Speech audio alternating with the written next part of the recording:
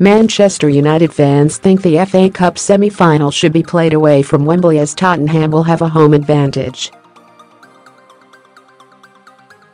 Mauricio Pochettino's side are playing their home games at the National Stadium, while their new ground at White Hart Lane is under construction.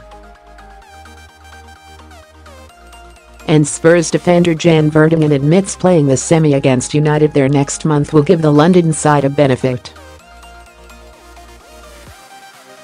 "I think Spurs will have an added benefit because we are playing well there," he said. "We have beaten some big teams there and had some very good games, apart from the start of the season which was a bit difficult for us. We feel at home now.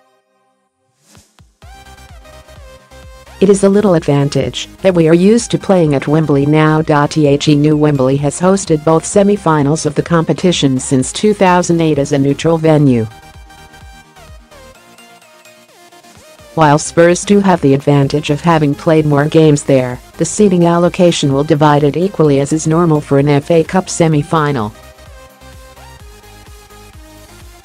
Jose Mourinho's side were also drawn out as the home side, which means, technically, Spurs will have to use the away dressing room on the day.